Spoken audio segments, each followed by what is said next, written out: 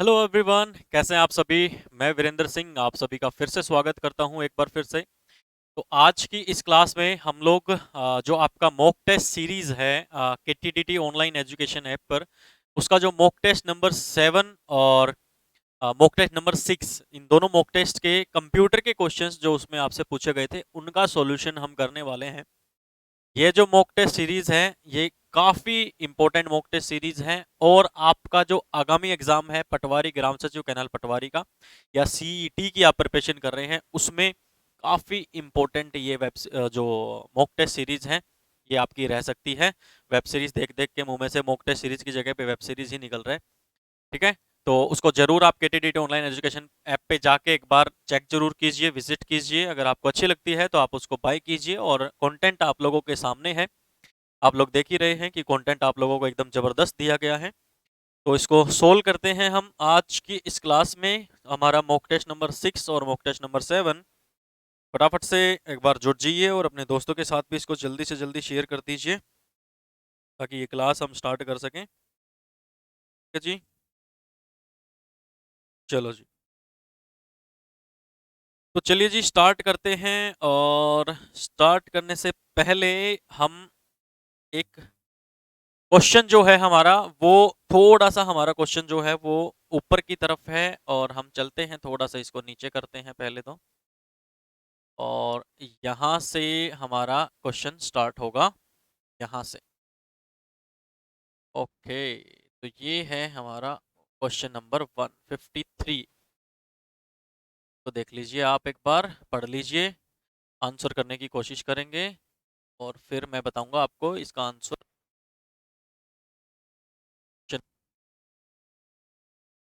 Question कहता है part of processor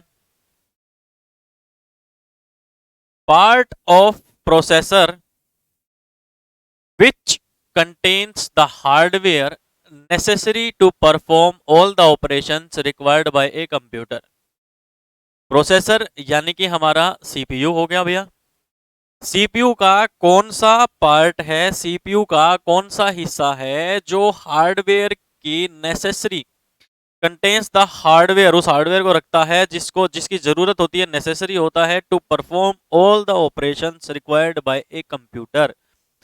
computer को जो सारे के सारे जो ऑपरेशंस कंप्यूटर को करने हैं, उन ऑपरेशंस को करने के लिए जिस हार्डवेयर की रिक्वायरमेंट होती है उसको जो हमारा प्रोसेसर होता है वो कौन से हिस्से में रखता है या कौन सा हिस्सा होता है। क्या उसको हम कंट्रोलर कहते हैं, कैशे कहते हैं, रजिस्टर कहते हैं, या उसको डेटा पाथ कहते हैं।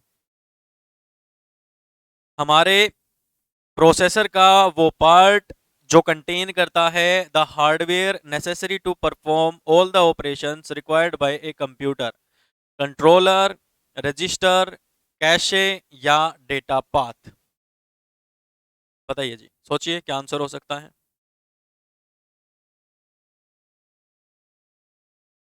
तो राइट आंसर जो हो जाएगा हमारा क्या हो जाएगा, कंट्रोलर। कंट्रोलर जो होता है उसका काम होता है जितने भी हमारे ऑपरेशंस होने हैं कंप्यूटर के अंदर, किसी भी तरीके का चाहे ऑपरेशन होना है, चाहे आपका मैथमेटिकल ऑपरेशन होना है, चाहे आपका लॉजिकल ऑपरेशन होना है, चाहे आप प्लस माइनस कर रहे हैं, कोई मूवी चला रहे हैं, कोई गाना प्ले कर रहे हैं, कुछ और आप उसमें काम कर रहे हैं, किसी भी तरीके का जो ऑपरेशन होगा उसको परफॉर्म करने के लिए जो हार्डवेयर मौजूद रहता है, कंटेन किया जाता है पार्ट ऑफ द प्रोसेसर के द्वारा, उसको हम कहते हैं कंट्रोलर। रजिस्टर जो होते हैं आपके, इनको हम स्मॉलेस्ट, सबसे छोटी, स्मॉलेस्ट एंड फास्टेस्ट मेमोरी इसको कहा जाता है। स्मॉलेस्ट एंड फास्टेस्ट मेमोरी होते हैं आपके रजिस्टर्स। और कैशे मेमोरी जो होती है वो सेकंड नंबर की सबसे स्मॉलेस्ट एंड फास्टेस्ट मेमोरी होती है। सबसे छोटे नंबर की स्मॉलेस्ट एंड फास्टेस्ट मेमोरी होती है। जो आपकी कैशे मेमोरी जो होती है ये आपकी सीपीयू और रैम के बीच में काम करती है। कैशे मेमोरी हमारे सीपीयू को वो इंस्ट्रक्शंस बार बार पहुंचाती है जिन इंस्ट्रक्शंस को सीपीयू को एग्जीक्यूट करना होता है, या बार बार यूज होने वाले इंस्ट्रक्शंस को सीपीयू तक पहुंचाने का काम किसका होता है, कैशे मेमोरी का होता है। डेटा पाथ मतलब वो रास्ता जहां से डेटा हमारा ट्रेवल होता है। तो आंसर हमारा क्या हो जाएगा, option number A is right answer. तो कंट्रोलर हमारा राइट आंसर हो जाएगा। अगला क्वेश्चन हमारे पास है, computer has a built in system clock. Computer के अंदर कंप्यूटर सिस्टम की एक क्लॉक होती है, एक घड़ी होती है, उस घड़ी के बारे में पूछा जा रहा है। That emits millions of regularly spaced electric pulses पर कॉल्ड क्लॉक साइकिल्स। जो हमारे कंप्यूटर के अंदर हमारे कंप्यूटर की जो बिल्ट इन सिस्टम क्लॉक होती है, बिल्ट इन का मतलब होता है जो चीजें पहले से मौजूद हों। कोई भी चीज पहले से मौजूद होती है उसको हम बिल्ट इन कहते हैं। जैसे बिल्ट इन फंक्शंस होते हैं, बिल्ट इन मॉड्यूल्स होते हैं। जो प्रोग्रामिंग की हम बात करते हैं तो उसमें फंक्शंस और मॉड्यूल्स का हम यूज करते हैं। तो मॉड्यूल्स मतलब की होता है जिसमें सारी की सारी डेफिनेशंस फाइल्स वगैरह हों। फंक्शंस जिनका यूज हम करते हैं ताकि हमारा जो प्रोग्राम होता है, कोड होता है, वो ज्यादा बड़ा ना हो, चीजों को बार बार यूज ना करना पड़े। तो कुछ बिल्ट इन चीजें होती हैं कंप्यूटर में, यानी कि जो चीज पहले से होती है। तो कंप्यूटर के पास ऐसी ही एक सिस्टम क्लॉक है जो बिल्ट इन है, यानी कि वो उसके अंदर है, जो millions of regularly spaced electric pulses generate करती है पर साइकिल, क्लॉक साइकिल में। उसको क्या कहा जाता है? क्या उसको मिली सेकेंड कहते हैं, मिनट कहते हैं, माइक्रो सेकेंड कहते हैं, या फिर उसको सेकेंड कहते हैं? इसको दोस्तों जो कहा जाता है, इसको कहा जाता है मिली सेकेंड। कंप्यूटर के अंदर जो इंस्ट्रक्शंस एग्जीक्यूशन होता है वो मिली सेकेंड के अंदर होता है और नैनो सेकेंड के अंदर भी होता है। माइक्रो सेकेंड और मिनट थोड़ा सा ज्यादा हो जाता है, तो ये आपके आंसर तीनों गलत हो जाएंगे। मिली सेकेंड आपका राइट आंसर हो जाएगा, ऑप्शन नंबर ए 54 का। नेक्स्ट क्वेश्चन नंबर 55 आपके पास है कि भाई कौन सा डिवाइस, डिवाइस का मतलब कौन सा उपकरण, which is the device used for converting maps, pictures and drawings into digital form for storage in computer।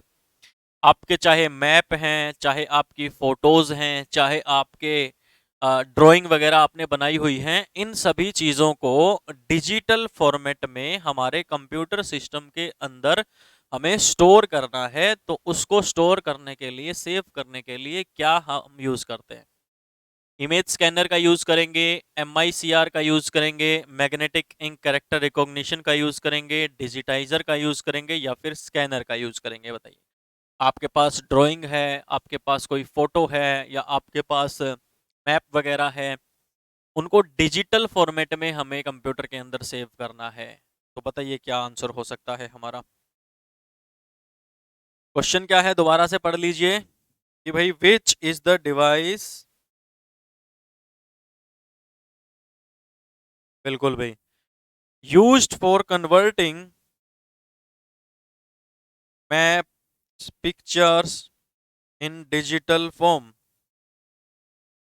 वो आंसर क्या होगा? इमेज स्कैनर होगा, MICR होगा, स्कैनर होगा, या हमारे पास वो डिजिटाइजर होगा? तो नॉर्मल चीजों से अगर हमें किसी भी चीज को डिजिटल बनाना है तो हमारे पास जो उपकरण या फिर जो डिवाइस होता है उसको हम क्या कहते हैं? डिजिटाइजर कहते हैं। ऑप्शन नंबर बी हमारा राइट आंसर हो जाएगा। तो ये ध्यान रखिएगा, हमेशा घुमा फिरा के क्वेश्चन पूछा जा सकता है कि हमारे पास नॉर्मल फॉर्म में डेटा है जिसको डिजिटल फॉर्म में बदलना है तो हम किस उपकरण का यूज करेंगे, तो भी आंसर डिजिटाइजर आएगा। या फिर वो दे सकता है मैप हो गया, पिक्चर हो गई, ड्राइंग वगैरह हो गई, इनको अगर चेंज करना है तो किसका यूज करेंगे, तो भी हम डिजिटाइजर का ही यूज करेंगे। तो ऑप्शन नंबर बी हमारा राइट आंसर हो जाएगा। MICR की फुल फॉर्म होती है भाई magnetic ink character recognition, magnetic ink character recognition. और स्कैनर का आप लोगों को पता है, हम हमारे पास अगर कोई हार्ड कॉपी होती है, कोई कागज वगैरह होता है, उसके ऊपर अगर कोई चीज होती है तो हम स्कैनर का यूज करके उसको स्कैन करते हैं, और जैसे ही स्कैन करते हैं तो वो सिस्टम के अंदर उसकी इमेज जो है, कॉपी जो है वो चली जाती है। क्वेश्चन नंबर 56 है हमारे पास next. Which of the following is not a type of computer on the basis of operation? यानी कि इनमें से ऑपरेशन के बेस पे यानी कि काम करने के तरीके पे हमारा कंप्यूटर का कौन सा इनमें से हमारे कंप्यूटर का टाइप नहीं है? क्या डिजिटल कंप्यूटर हमारा नहीं है, एनालॉग कंप्यूटर नहीं है, हाइब्रिड कंप्यूटर नहीं है, या फिर रिमोट कंप्यूटर नहीं है? बताइए जी। Which of the following is not a type of computer on the basis of operation?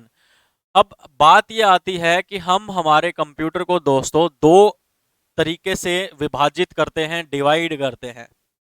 एक कंप्यूटर के आकार या साइज के हिसाब से, एक कंप्यूटर के काम करने की क्षमता, कैपेबिलिटी या ऑपरेशंस के हिसाब से, काम करने के तरीके के हिसाब से।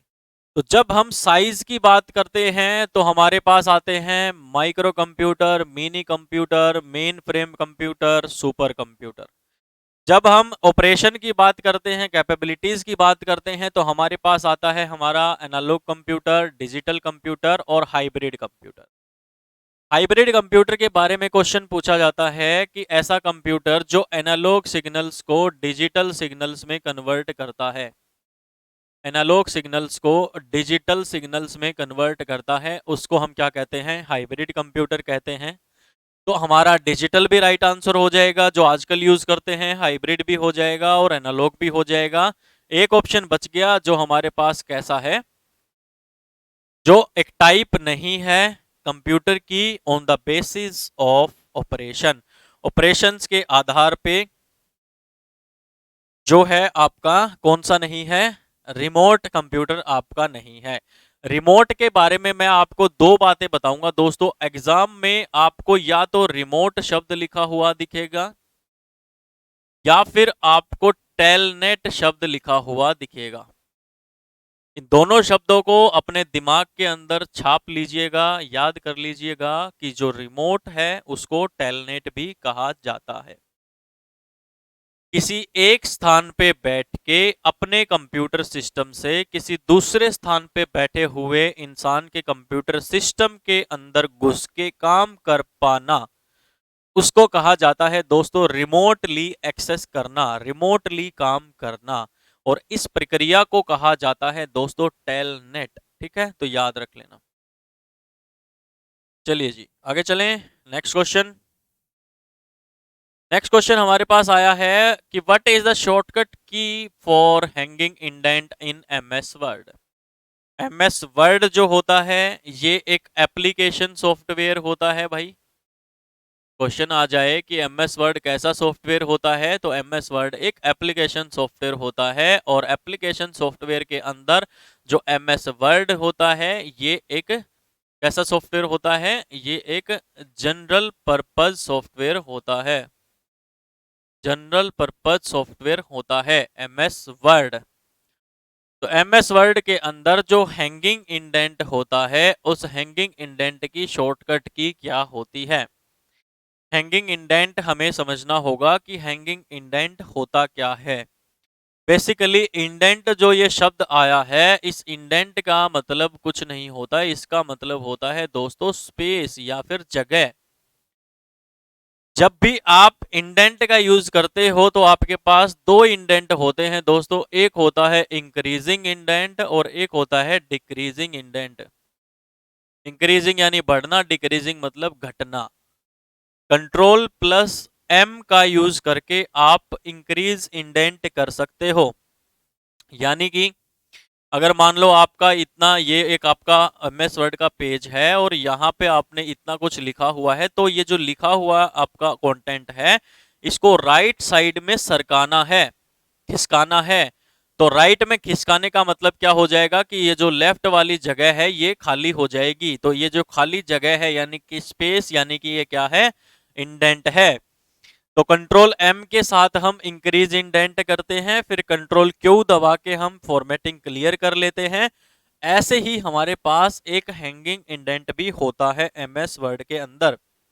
और जो हैंगिंग इंडेंट होता है वो क्या करता है, जैसे मान लो हमारे पास ये हमारा कंटेंट है और इसके अंदर हमने ये लाइन लिखी हुई है, 1 2 3 4 5 लाइन लिखी हुई है। हम क्या चाहते हैं कि हमारा जो ये वाला जो पार्ट है, एक सेकेंड रुको, अब हम चाहते हैं कि ये जो पहली लाइन है ये ऐसी की ऐसी रह जाए हमारी, ये ऊपर वाली लाइन, और ये जो नीचे वाली लाइन है ये इधर सरक जाएं। यानी कि सिर्फ एक ऊपर वाली जो पहली लाइन है वो वहीं पे रहेगी और बाकी लाइन आगे की तरफ सरक जाएंगी। उसके लिए हम किसका यूज करते हैं? हैंगिंग इंडेंट का यूज करते हैं, जिसकी शॉर्टकट की क्या होती है? कंट्रोल के साथ टी इसकी शॉर्टकट की होती है। कंट्रोल प्लस एच का यूज हम करते हैं दोस्तों रिप्लेस करने के लिए, यानी कि एक चीज को दूसरी चीज के साथ बदलने के लिए कंट्रोल एच का यूज करते हैं। कंट्रोल प्लस के का यूज हम करते हैं दोस्तों हाइपर लिंक के लिए। कंट्रोल प्लस के का यूज करते हैं हाइपर लिंक के लिए, और कंट्रोल प्लस आर का यूज हम करते हैं दोस्तों राइट अलाइनमेंट के लिए। लिखे हुए को राइट साइड में करने के लिए, आपके दाएं तरफ करने के लिए हम कंट्रोल के साथ आर का यूज करते हैं, राइट अलाइनमेंट का यूज करते हैं। ठीक है भाई, चलो नेक्स्ट क्वेश्चन नंबर 58 हमारे सामने है। विच ऑफ द फॉलोइंग फॉर्मेट, इनमें से कौन सा फॉर्मेट है जो यू कैन डिसाइड, आप जिसका फैसला कर सकते हो, टू अप्लाई और नोट इन ऑटो फॉर्मेट डायलॉग बॉक्स। जब भी हम ऑटो फॉर्मेट डायलॉग बॉक्स का यूज करते हैं तो ऑटो का मतलब होता है अपने आप, तो ऑटो फॉर्मेट में हमारे पास वो चीजें आएंगी जिन चीजों को हम सिलेक्ट करेंगे तो वो अपने आप ही बदल जाएंगी। तो जब हम ऑटो फॉर्मेट डायलॉग बॉक्स को ओपन करते हैं तो कौन सा ऑप्शन ऐसा इनमें से है कि हाँ, कौन सा फॉर्मेट ऐसा है जिसका हम डिसाइड कर सकते हैं कि हमें अप्लाई करना है या उसको अप्लाई नहीं करना है। ये दोनों चीजें डिसाइडर कौन है? हम हैं। तो कौन सा फॉर्मेट ऐसा है जिसको हम डिसाइड कर सकते हैं whether we want to apply और not, we are the deciders कि ऑटो फॉर्मेट में वो चीज हमें करनी है या नहीं करनी है। तो नंबर फॉर्मेट भी हम कर सकते हैं दोस्तों, बॉर्डर फॉर्मेट भी कर सकते हैं, यानी कि जो भी हमारा कंटेंट है उसकी जो बॉर्डर है उसका फॉर्मेट भी हम डिसाइड कर सकते हैं। जो नंबर फॉर्मेट होता है उसको भी हम डिसाइड कर देते हैं, लेकिन जो फॉन्ट का फॉर्मेट होता है वो ऑटो फॉर्मेट में हम डिसाइड नहीं कर सकते हैं। सी ऑप्शन हमारा राइट आंसर हो जाएगा। तो ध्यान रखिएगा ऑप्शन नंबर सी हमारा राइट आंसर हो जाएगा इस क्वेश्चन का, कि भाई which of the following format you can decide to apply और not in auto format dialog box. Hindi वाले बच्चे सुनिए कि ऑटो फॉर्मेट का एक जो डायलॉग बॉक्स होता है, यानी कि ऐसा एक ऑटो फॉर्मेट का बॉक्स ओपन होगा, उसके अंदर फॉर्मेट यानी कि तरीका ऐसा कौन सा है जिसको हम डिसाइड करेंगे, तय करेंगे कि उस फॉर्मेट को हम अप्लाई करना चाहते हैं या नहीं करना चाहते हैं। तो उसके अंदर सिर्फ जो फॉन्ट फॉन्ट यानी कि देखो ये जो सी लिखा हुआ है ये भी एक फॉन्ट है, ये एम भी एक फॉन्ट है, यानी कि ये फॉन्ट, इस फॉन्ट को लिखने का तरीका हम उसको निर्णय नहीं कर सकते कि वो ऑटो फॉर्मेट में हम उसको नहीं कर सकते। ठीक है, चलो जी नेक्स्ट क्वेश्चन पे चलते हैं। एमएस डॉस, माइक्रोसॉफ्ट, एमएस का मतलब है माइक्रोसॉफ्ट, डीओएस का मतलब है दोस्तों माइक्रोसॉफ्ट डिस्क ऑपरेटिंग सिस्टम। ये आपका ग्राम सचिव जनवरी 2021 में क्वेश्चन पूछा गया था, डोस की फुल फॉर्म क्या होगी? तो डिस्क ऑपरेटिंग सिस्टम।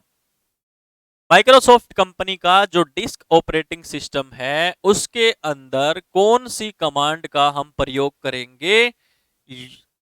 करेंगे to display system date, system के अंदर की जो तारीख है उसको दिखाना चाहते हैं स्क्रीन के ऊपर, तो उसके लिए हम किस कमांड का यूज करेंगे? ये क्वेश्चन आपके सामने है। क्या हम डेट कमांड का यूज करेंगे, क्या हम वेर कमांड का यूज करेंगे, क्या हम डिस्क कमांड का यूज करेंगे, या हम फॉर्मेट कमांड का यूज करेंगे? माइक्रोसॉफ्ट डिस्क ऑपरेटिंग सिस्टम के अंदर अगर आपको डेट का फॉर्मेट या फिर सिस्टम डेट को डिस्प्ले करना है तो उसके लिए हम कौन सी कमांड का यूज करेंगे?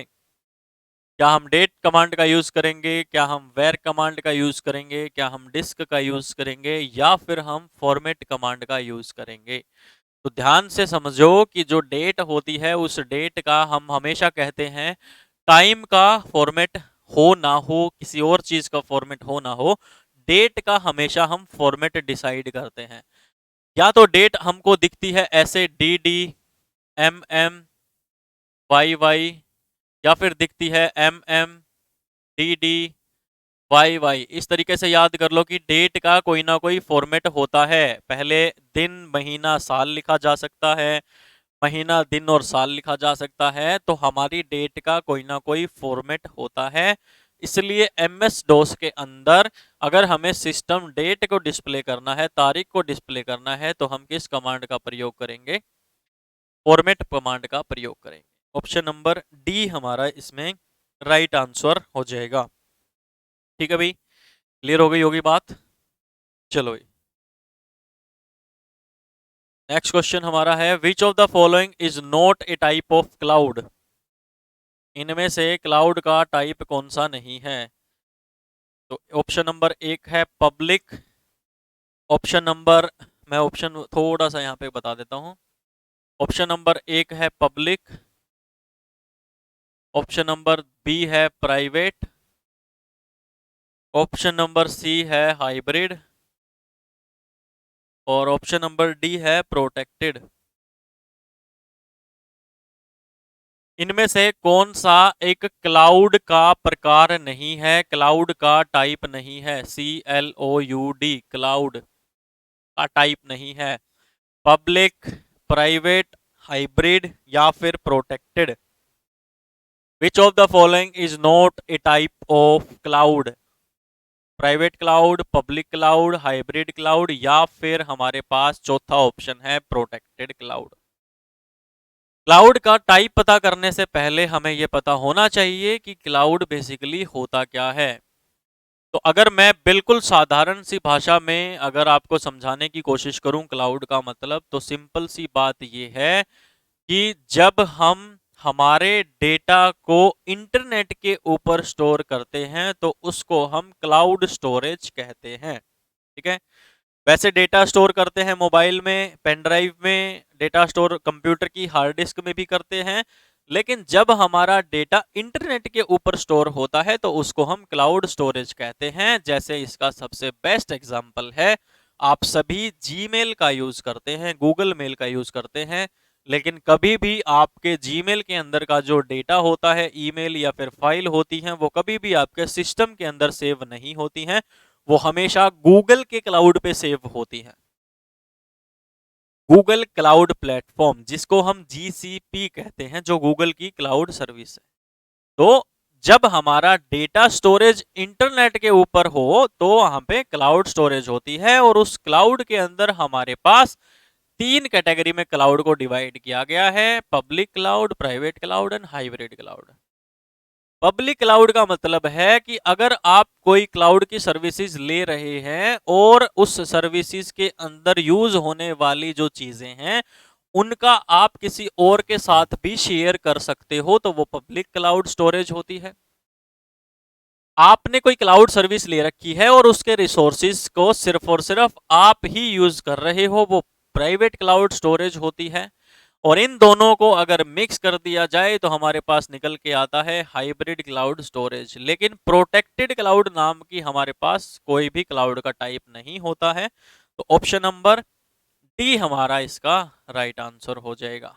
Protected is the right answer, कि भाई प्रोटेक्टेड कोई टाइप नहीं होती क्लाउड की। ठीक है,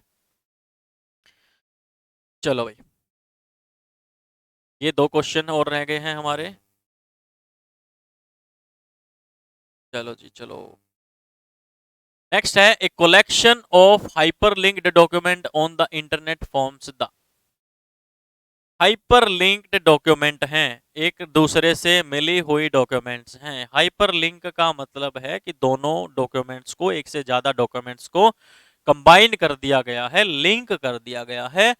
ऐसी डॉक्यूमेंट्स का संग्रह, ऐसी डॉक्यूमेंट्स का जो कलेक्शन होगा, थोड़ा सा बड़ा कर दूं इसको मैं, नहीं दिख रहा हो तो, ऐसी डॉक्यूमेंट्स का जो संग्रह होगा उसको क्या कहेंगे?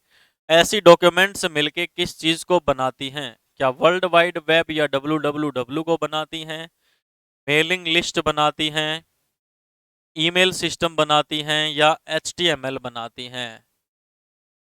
कलेक्शन संग्रह, हाइपर लिंक्ड डॉक्यूमेंट्स का एक संग्रह है इंटरनेट के ऊपर। वो किस चीज को बनाता है? www वर्ल्ड वाइड वेब को बनाता है, ईमेलिंग सिस्टम को बनाता है, या फिर मेलिंग लिस्ट को बनाता है, या फिर HTML को बनाता है। हाइपर लिंक्ड डॉक्यूमेंट्स का संग्रह किस चीज को बनाता है? तो हाइपर लिंक्ड डॉक्यूमेंट्स का जो संग्रह होता है वो www यानी कि वर्ल्ड वाइड वेब बनाता है। जैसे आप गूगल क्रोम ओपन करते हैं, इंटरनेट ओपन करते हैं, तो वहां पे बहुत सारी वेबसाइट्स हैं, बहुत सारी हाइपर लिंक्ड डॉक्यूमेंट्स हैं जो एक दूसरे से जुड़ी हुई हैं। वो सभी मिलके क्या बनाती हैं? www यानी कि हमारी वर्ल्ड वाइड वेब बनाती हैं। तो ऑप्शन नंबर ए हमारा इसका राइट आंसर हो जाएगा। नेक्स्ट क्वेश्चन है क्वेश्चन नंबर 62, और ये आज की क्लास का हमारा लास्ट क्वेश्चन रहेगा। ये जो 6 है ये हम कल सोल्व करेंगे। मॉक टेस्ट नंबर 6 और मॉक टेस्ट नंबर 8 हम कल सोल्व करेंगे, और फिर 9 और 10 में एक साथ आप लोगों को सोल्व करवा दूंगा। ठीक है, थोड़ा सा आज एनर्जी जो है वो पूरा दिन थोड़ा सा हो जाता है, इसलिए सिर्फ 7 आज हम कर रहे हैं। ठीक है, चलो लास्ट क्वेश्चन है। विच tab is not available on the left panel when you open A presentation? जब आप एक प्रेजेंटेशन को खोलते हैं, जब आप एक पावर पॉइंट प्रेजेंटेशन को खोलते हैं जिसकी एक्सटेंशन होती है .pptx, power point, MS power point, जो आपका एक एप्लीकेशन सॉफ्टवेयर होता है और उसके अंदर वो जनरल पर्पज सॉफ्टवेयर होता है। जब आप उसको ओपन करते हैं प्रेजेंटेशन को, तो आप उस प्रेजेंटेशन के लेफ्ट पैनल में इनमें से कौन सा ऑप्शन अवेलेबल नहीं होता है? ये हमसे पूछा गया है। आउटलाइन अवेलेबल नहीं होता है, या स्लाइड्स अवेलेबल नहीं होता है, या नोट्स अवेलेबल नहीं होता है, या सभी के सभी अवेलेबल होते हैं? बताइए अभी। जब आप एक प्रेजेंटेशन को खोलते हैं, ओपन करते हैं, तो कौन सा इनमें से ऑप्शन ऐसा है जो लेफ्ट पैनल पे अवेलेबल नहीं होता है? आउटलाइन है, स्लाइड्स है, या फिर नोट्स है, या फिर सभी के सभी? तो आंसर हमारा क्या हो जाएगा भैया? नोट्स वाला जो ऑप्शन है ना, ये हमारे लेफ्ट पैनल पे अवेलेबल नहीं होता है। नोट्स वाला जो ऑप्शन होता है वो जब आपकी प्रेजेंटेशन ओपन होती है तो यहाँ पे नीचे राइट, नीचे बॉटम में होता है नोट्स का ऑप्शन, वो लेफ्ट में नहीं होता है। ठीक है, तो 62 का आंसर हमारा क्या हो जाएगा? सी ऑप्शन इसका राइट आंसर हो जाएगा। और एक बार फिर से आप सभी को मैं बता दूं, KTDT ऑनलाइन एजुकेशन ऐप पर mock test series by Karan Kaushik sir and the team, उसको जाके विजिट कीजिए और उसकी प्रैक्टिस कीजिए। काफ़ी अच्छे क्वेश्चंस हैं और आपके HSSC के लेवल से थोड़ा सा ऊपर ही हमने रखा है। उनका सॉल्यूशन आप लोगों को कंटिन्यूअसली मिल ही रहा है। चैनल को सब्सक्राइब कर देना, वीडियो को लाइक कर देना और अपने दोस्तों के साथ शेयर जरूर करना। और अपना अगर कोई डाउट है तो कमेंट करके आप पूछ सकते हैं, आपके सजेशंस का भी वेलकम रहेगा। तो थैंक यू सो मच, मिलते हैं नेक्स्ट क्लास में नेक्स्ट मॉक टेस्ट के सॉल्यूशन के साथ। तब तक के लिए टेक केयर, बाय बाय, जय हिंद, जय भारत।